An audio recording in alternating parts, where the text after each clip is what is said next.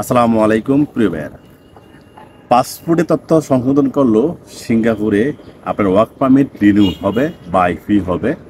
এর জন্য আপনাকে একটি প্রক্রিয়ার মাধ্যমে যেতে হবে। যেমন যারা সিঙ্গাপুরে আছেন, সিঙ্গাপুরে আপনার ন্যাশনাল আইডি কার্ড দিয়ে পাসপোর্ট রিনিউ করার কারণে বর্তমান পাসপোর্টের সাথে তথ্য গরমিল হয়ে গেছে, অনেকের নাম বা জন্ম তারিখ এইগুলো গরমিল হয়ে গেছে। তার বস ওয়ার্ক পারমিটের জন্য রিনিউ করার জন্য অ্যাপ্লাই করেছে। অনেক সময় এমএমের বিষয়টা খেয়াল করে না, আর যদি খেয়াল করে তখন সাথে সাথে কোম্পানি বসকে জানায় যে তার এই পারমিটটি রিনিউ করা হচ্ছে না, তার পাসপোর্টের তথ্য গরমিল পাওয়া যাচ্ছে। তো তোমরা একটা অ্যাটাস্টেড বা হাইকমিশন থেকে একটি পেপার নিয়ে আসো যে এই দুইটা পাসপোর্ট একই ব্যক্তির, তাহলে তার পারমিট রিনিউ হবে।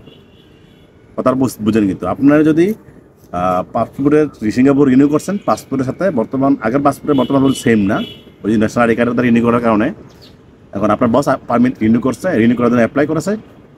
এখন যদি আপনার পাসপোর্টের তথ্য গরমিল থাকে, অনেক সময় এমন থেকে আপনার বসের কাছে মেল দিবে যে তার পাসপোর্ট তোমার এই ওয়ার্কারের পারমিটে রিনিউ করা সম্ভব হচ্ছে না এই কারণে।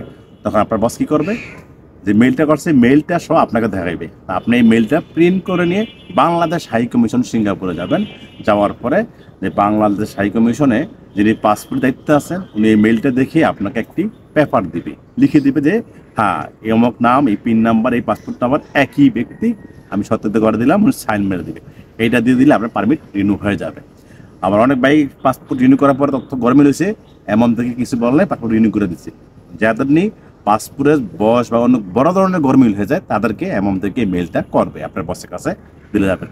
এখন কথা হলো যে আপনি বাংলাদেশ থেকে পাসপোর্ট রিনিউ করছেন, বাংলাদেশে এরকম বড় গরমিল হয়ে গেল, তো আপনার আইপিএ অনেক সময় অ্যাপ্রুভাল দিয়ে দেয়, বা অনেক সময় এমন থেকে আপনার কী বলে এই যে আইপিএ দেয় না, তখন পাসপোর্টের তথ্য গরমিল হওয়ার কারণে আপনার বসের কাছে যে আইপি অ্যাপ্লাই করে নিয়োগকর্তা অথবা এজেন্সি, তাদেরকে এমন থেকে বলা হয় যে তার এই পারমিটটা রিনিউ করা, তার নতুন আইপি দেওয়া সম্ভব হচ্ছে না, কারণ সেই নামে সিঙ্গাপুর আগে ছিল, এখন এই নাম হয়ে গেছে, তার আগে জন্ম তারিখ এত ছিল, এখন হয়ে গেছে। এখন আপনার পাইলে আপনার কোম্পানির কাছ থেকে, আপনার হাই কমিশনের কাছ থেকে একটি পেপার নিয়ে আসেন যে তিনি একই ব্যক্তি, তাহলে আপনার দেশ থাকলে আপনার এজেন্সি বা অন্য কোনো লোকের মাধ্যমে আপনার হাই কমিশনে এই মেলটা সরকারে পাঠাতে পারেন, তখন হাই কমিশন থেকে আপনাকে পেপারটা দিয়ে দিবে, তখন আপনার আইপি হবে। আশা করি পাসপোর্টে তথ্য যাদের গরমিল, তাদের তথ্যগুলো আছে কাজে লাগবে। সকল ভালো থাকুন। আসসালামু আলাইকুম।